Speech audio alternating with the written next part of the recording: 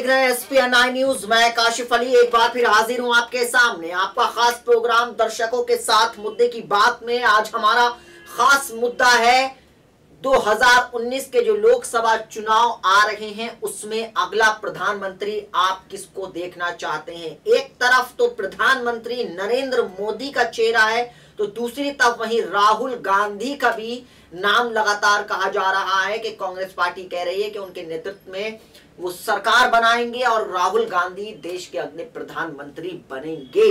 अब जाहिर सी बात है कि फैसला जनता को करना है, वोट जनता को करना है और ऐसी कौन कौन सी बातें हैं जिसकी वजह से प्रधानमंत्री नरेंद्र मोदी प्रधानमंत्री बनेंगे और हम वो आपको बातें बताएंगे जिस वजह से प्रधानमंत्री नरेंद्र मोदी प्रधानमंत्री नहीं बनेंगे। वहीं राहुल गांधी की हम बात करें तो राहुल गांधी प्रधानमंत्री किन बातों से बनेंगे और किन बातों की वजह से नहीं बन पाएंगे वो आपको हम इस प्रोग्राम में बताने की कोशिश करेंगे। लेकिन हम आपकी भी राय जानना चाहते हैं कि आप क्या सोचते हैं, आप किसको अगला देश का अगला प्रधानमंत्री देखना चाहते हैं।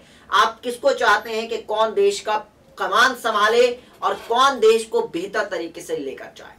2014 में जब प्रधानमंत्री नरेंद्र मोदी को चेहरा लाया गया था तो जाहिर सी बात है कि हर कोई ये बात कह रहा था कि प्रधानमंत्री नरेंद्र मोदी एक बेहतर प्रधानमंत्री के तौर पर साबित होंगे। और फिर 2014 के बाद से लगातार प्रधानमंत्री नरेंद्र मोदी के कुछ फैसले ऐसे थे जिसकी वजह से लगातार प्रधानमंत्री नरेंद्र मोदी को समर्थन मिलता गया।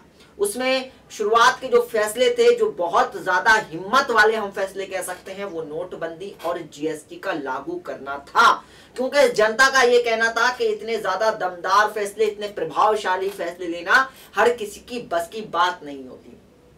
वहीं जिस तरीके से प्रधानमंत्री नरेंद्र मोदी ने सर्जिकल स्ट्राइक करके पड़ोसी देश को मुंहतोड़ जवाब दिया वो भी कहीं ना कहीं प्रधानमंत्री नरेंद्र मोदी के लिए एक संजीवनी बूटी का काम किया। और जाहिर सी बात है कि इतना प्रभावशाली, इतना मजबूत और हम कह सकते हैं इतना प्रभावशाली फैसला लेना हर किसी की बस की बात नहीं है। हालांकि फिर उसके बाद प्रधानमंत्री नरेंद्र मोदी की आलोचना कई मुद्दों पर होती रही, क्योंकि वो आलोचना इन मुद्दों पर हुई कि प्रधानमंत्री नरेंद्र मोदी की चुप्पी कई गंभीर मुद्दों पर रही।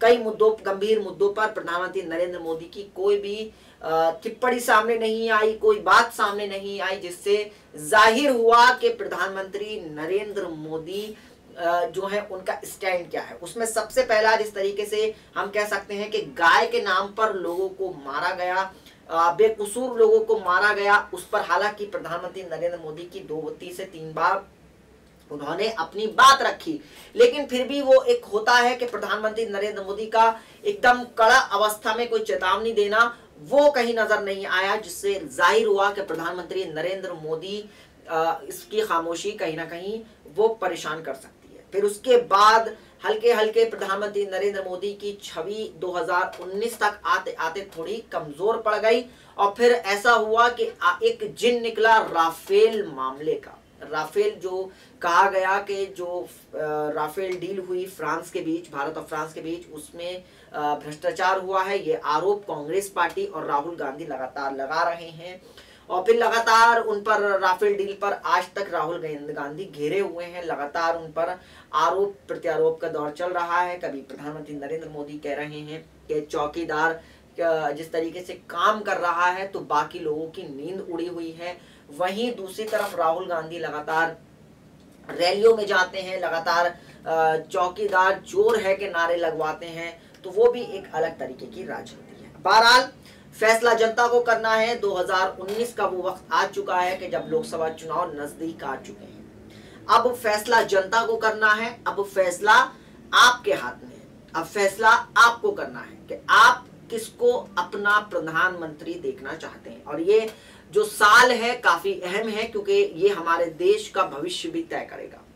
आज जिस तरीके से हमने देख रहे हैं कि दुनिया में लगातार नई नई चीजें सामने आ रही हैं, नई नई बातें सामने आ रही हैं, तो आज हमें एक ऐसा प्रधानमंत्री की जरूरत है जो एक गंभीर मुद्दों से, जमीन से जुड़े मुद्दों पर बात कर सके, वहीं दूसरी तरफ राहुल गांधी हैं। राहुल गांधी की एक छवि तो 2014 में जो बनाई गई थी और उनको ये साबित करने की कोशिश की गई थी कि वो अभी सरकार चलाने में या प्रधानमंत्री पद के लिए अभी योग्य नहीं है।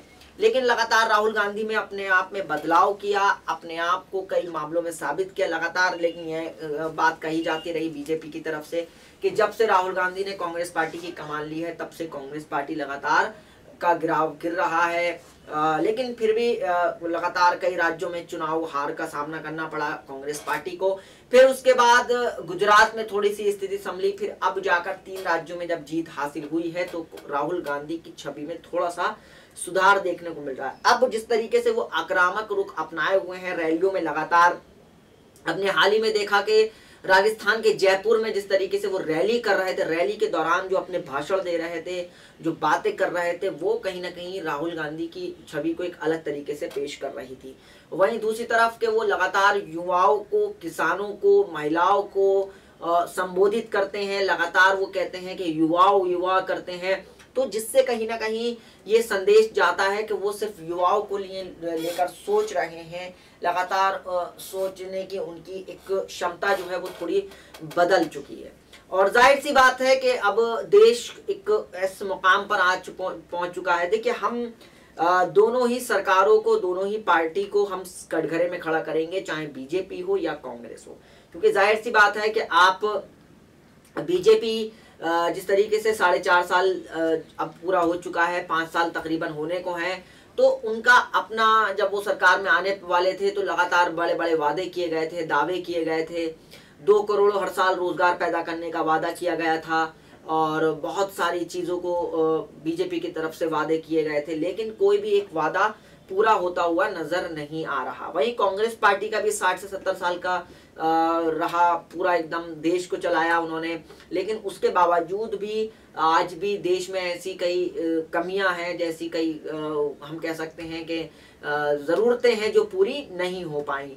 तो बीजेपी का ये कहना कि कांग्रेस के शासनकाल में कुछ नहीं हुआ, वो भी गलत होगा, और कांग्रेस का ये कहना कि सब कुछ हुआ है, तो वो भी गलत होगा। अब फैसला तो जनता को करना है। जाहिर सी बात है, देश को एक स्थिर सरकार की जरूरत है। इस वक्त जो अर्थव्यवस्था का हाल चल रहा है, जो अर्थव्यवस्था में हम देख रहे हैं कि जो चीज़ें इस वक्त थोड़ा सा बैंकों पे काफ़ी एनपीए जो है वो हो गया है, एनपीए बढ़ता जा रहा है, जिसे हम कह सकते हैं कि बहुत ज़्यादा बैंकों की हालत अच्छी नहीं है। और पिछले दिनों जो कुछ ऐसे थे विजय माल्या जैसे लोग जो बैंकों का पैसा लेकर भाग गए, उससे भी कहीं ना कहीं अर्थव्यवस्था को काफ़ी नुकसान हुआ है। और फिर उसके बाद लगातार ये बात कही जाने लगी कि देश में अभी थोड़ा सा अर्थव्यवस्था का मामला खराब चल रहा है, अभी देश को ज़रूरत है एक स्थिर सरकार की।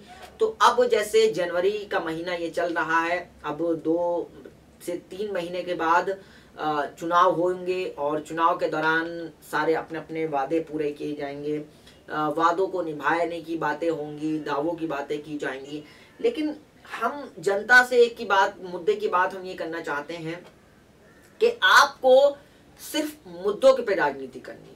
आपको सिर्फ अपने मंत्री, अपने नेताओं से एक सवाल जरूर पूछना है कि आपने हमारे क्षेत्र के लिए क्या ऐसा किया है कि हम आपको वोट दें। आपने क्या ऐसा हमारे लिए एक प्लान बनाया है कि हमारे बच्चों का भविष्य बेहतर हो। ये आपको जरूर सवाल करना है अपने सांसद से, जो इस वक्त सांसद हैं। कई सांसद ऐसे हैं, कई ऐसे जिले हैं जहां सांसदों का काम बिल्कुल ना के बराबर हुआ है। अब जाहिर सी बात है कि हर बात में राहुल गांधी को घसीटना, हर बात में प्रधानमंत्री नरेंद्र मोदी को घसीटना कहीं से भी जायज नहीं है, क्योंकि प्रधानमंत्री हो या राहुल गांधी हो, वो अपने अपने कार्यकर्ताओं को, अपने अपने नेताओं को बता सकते हैं, बोल सकते हैं। लेकिन जाहिर सी बात है कि अब करना जो जमीन पर काम होता है वो नेताओं को ही करना होता है, उनके सांसदों को करना होता है, विधायकों को करना होता है। ऐसे में अब आपके पास जो होना चाहिए वो मुद्दा ये होना चाहिए कि आप अपने सांसद से क्या सवाल करें। आप उससे पूछिए कि आपके इलाके में कितने विश्वविद्यालय खुले, आपके इलाके में कितने स्कूल कॉलेज खुले, कितनी सड़कें बनी, कितने अस्पताल खुले, और कितनी सुरक्षा का माहौल तैयार हुआ है। तो ये सारी चीजें हैं जिन मुद्दों पर आप बात कर सकते हैं और लोगों और जनप्रतिनिधि जो होते हैं उनसे सवाल कर सकते हैं। बहरहाल बागडोर तो किसी एक को संभालनी है, अब चाहे बीजेपी के पास सरकार हो या कांग्रेस के पास हो या कोई और। आप किसको प्रधानमंत्री देखना चाहते हैं कमेंट बॉक्स में जरूर बताएं, ताकि हम आपकी राय आगे प्रोग्राम में शामिल कर सकें। नमस्कार।